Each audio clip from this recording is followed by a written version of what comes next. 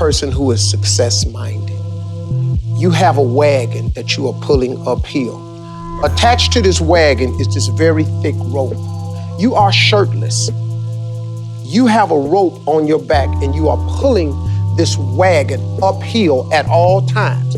You are totally responsible for your wagon. You are the only one on rope.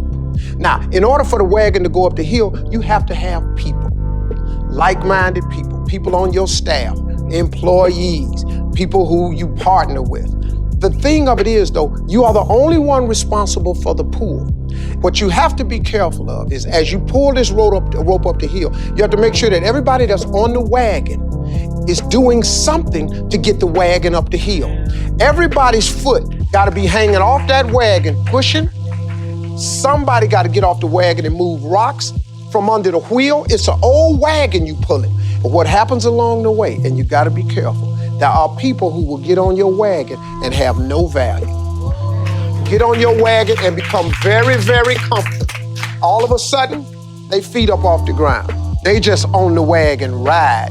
And you have them in your life as a mother. Everybody has somebody in the wagon they're pulling. You all got somebody on your wagon. Everybody has somebody in the wagon they're pulling. That's doing nothing. That's got their feet up. Seriously, sometimes it's your children.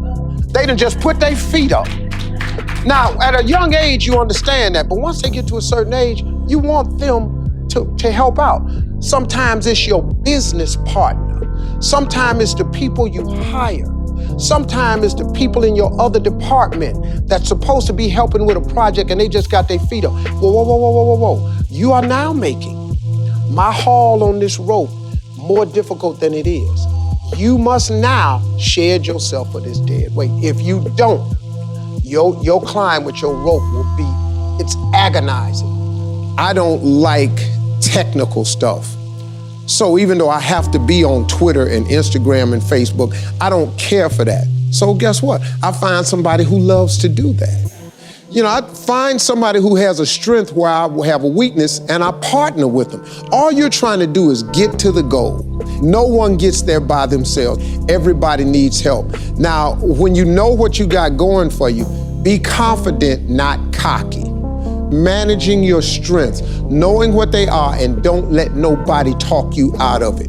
And that gets you fight ready. You get fight ready like that. You got to know you. Helps you develop your skills. All the while, you're developing your strength. You just got to keep developing the strength. Don't let anybody talk you up. At the same time, you must work on improving your weaknesses. So I've had to, in spite of myself, get on Instagram, get on Twitter, get on Facebook. I got to do the videos whether I want to or not because the world is moving to social media.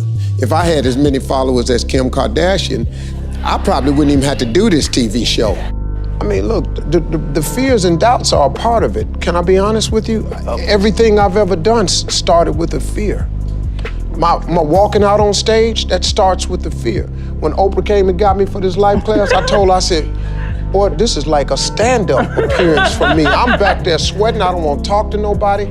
I have to overcome fear all the time. When I wrote my book, I was afraid. When they told me we wanted you to be a game show host, I'd never done that, I was afraid.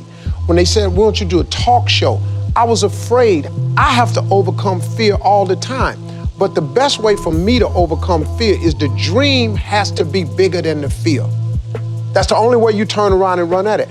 I just want something so great. I aim for stuff so big that the dream is bigger than the fear. Look at it like this, man. If you don't ever go for this, would it be better for you to face the fear or just deal with the fact that you just never gave it a shot?